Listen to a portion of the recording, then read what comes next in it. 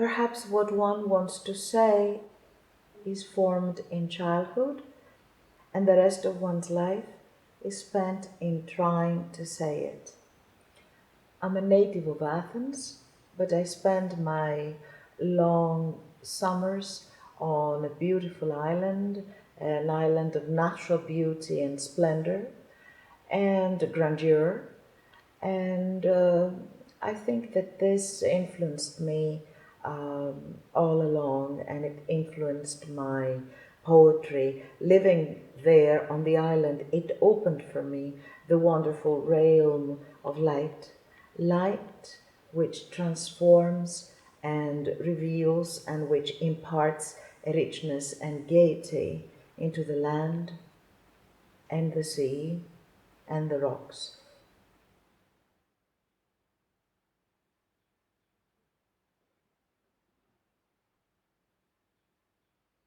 So my first collection, which is entitled Touches in the Flow, its element is the water.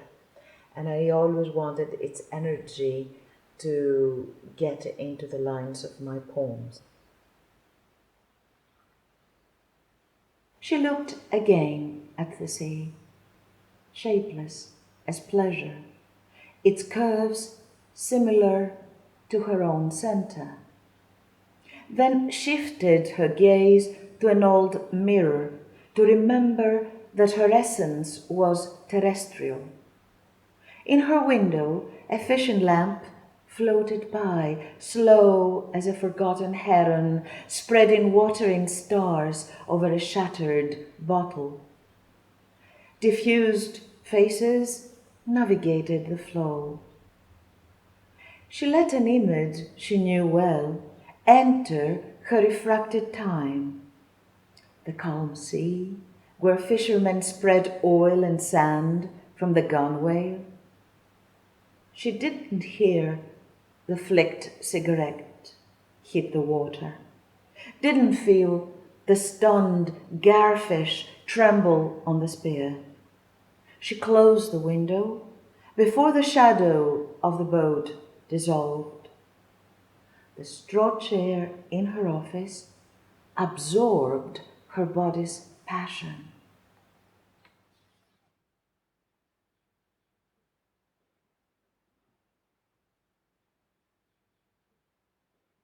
Here I worked together with the American photographer Elena Sheehan. I invite my reader to go through gardens with very strange flowers and strange birds, and to reveal from the beginning the cryptic majesty of the small world of the flowers. In the sea, you hold my palms. My need to climb onto your shoulders becomes fingers pale at the joints. I keep my balance. The night is still, the shuddering slow, and your body's column the navigator. The withdrawn water curls and straightens your hair between my legs. The map of my feet land that you know. Around its center slides the plankton's voltage and vibrates the flight of the bats. I grow heavy to your pulse, with arms open like wings. Flamingo and Amazon of the air, Uccello's long-necked girl, I stare out from the painting as you tune yourself to the creaky details of the seabed. I crave the grains of your voice. You bend your back, and node after node I descend your spine. It's tight, like a medieval tale with pearls. We swam together centuries ago in an ocean beside the desert, while the breeze collapsed into the blue grotto of nothingness. I dived into something marked and deep, and in its darkness I found anthozoa that fluctuated like the skeletons of newborn. You bent, straightened, and arched your back again, as though condensing the desire, as though showing me the fear and then the death of love that you saw. As you move with sepals and stamens on your wet fingers, you cross a bridge. The water conceals lilies, mosses.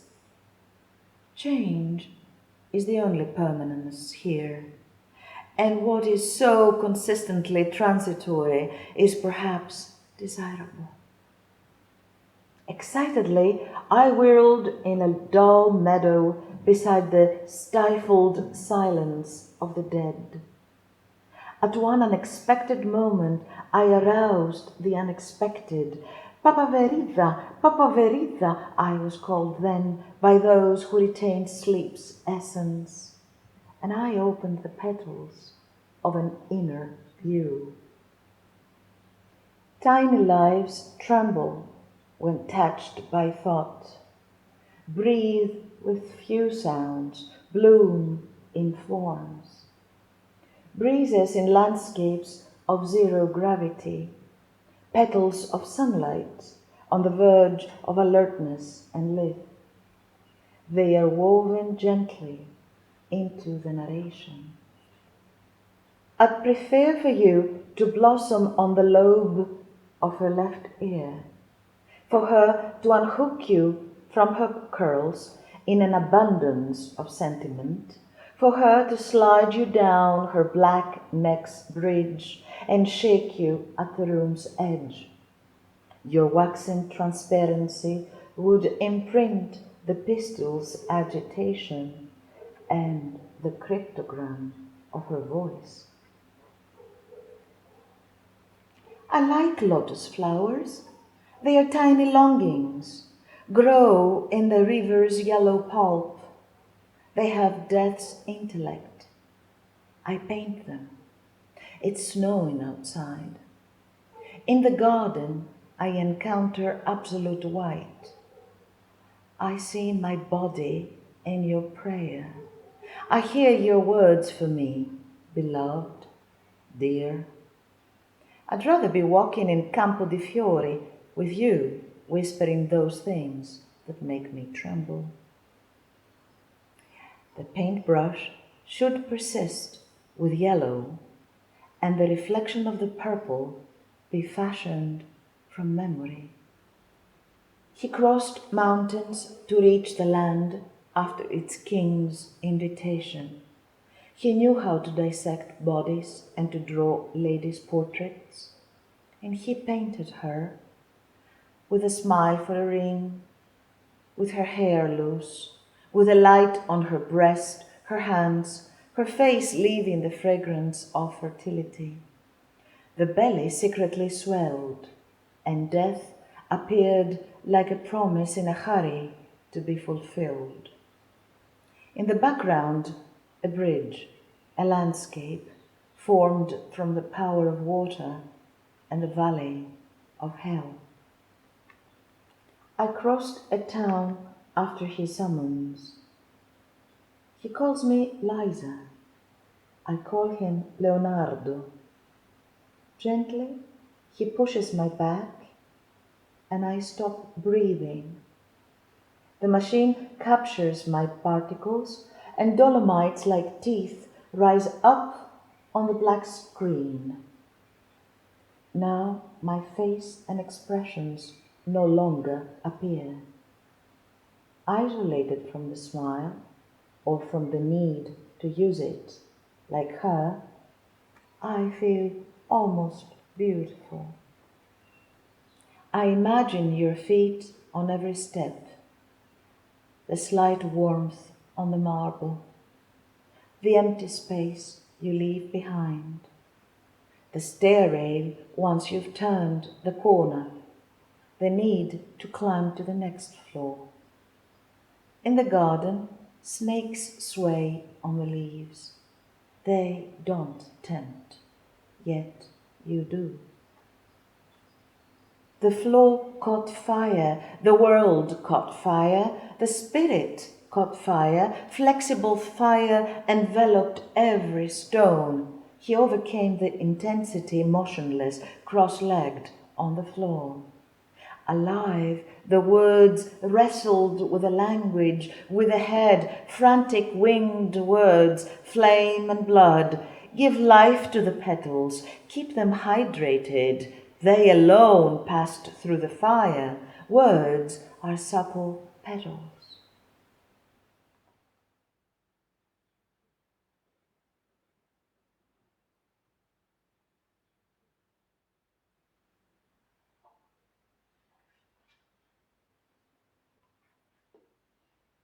My third collection, which came out in 2010 in Athens, Greece, is entitled Portrait Before Dark. And the poems were written in West Dean, in West Sussex, a palace which was owned by Edward James, a patron of printers, of bookbinders, and of artists, who lived in the beginning of the 20th century and then gave his palace to form a college there. And I was invited to stay for a week, and so I wanted to create quiet, allusive poems there that document the life and the experiential changes in the life of Edward James and Tilly Losh, who was a very exotic dancer of the beginning of the 20th century. And the poems I wrote form a sequence, and they lack titles.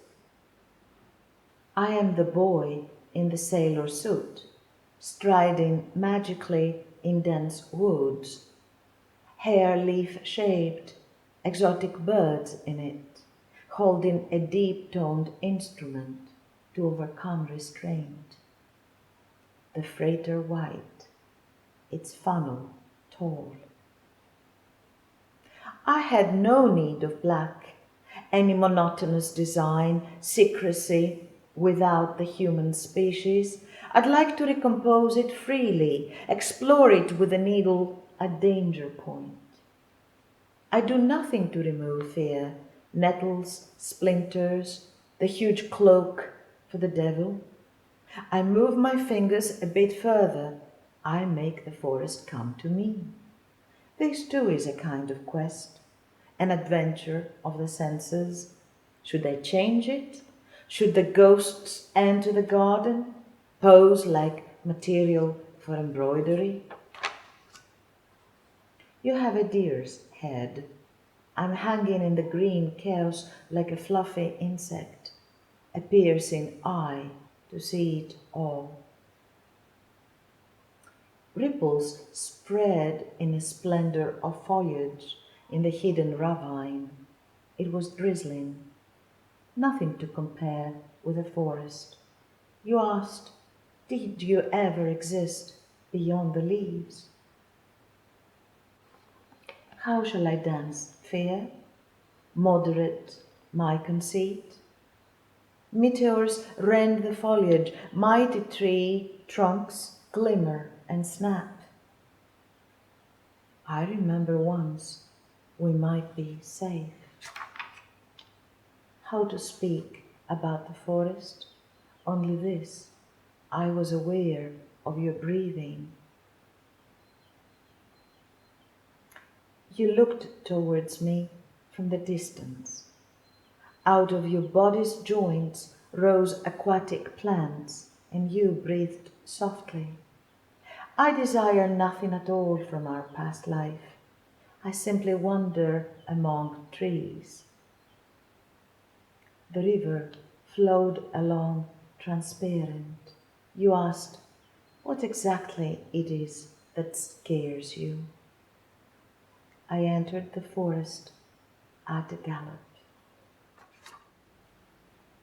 What do these poems mean to me? Poetry is not a substitute of life, but it creates an ecology of the mind and the body. It reveals our situation as humans and as civilization. It is not only a game of the imagination with one of its subjects. It is not only an aesthetic creation. I think it has to do with our life. It has to do with my life. It makes my life fuller. It gives it a direction. And there's always this need of me to express human presence. And of course, the relationships that we all share in a transforming language. So the good poem for me has to be close to the marrow of the feeling. We all try to let writing renew us, to let writing excite us. So in the effort to create some work, it creates us. Ecstasy through ekphrasis. We go beyond ourselves when we express ourselves. Thank you for listening. Κάθεται στην πλώρη αϊθαλής, με μια κίνηση του χεριού, σαν να του ζωγραφίζει, μου δείχνει τους όγκους των απέναντι βουνών. Θέλει να διασχίσουμε τη λίμνη μέχρι τα σύνορα. Και εκεί να τον αφήσω, σε αυτό που δεν ήταν ποτέ. Είναι σκοτάδι.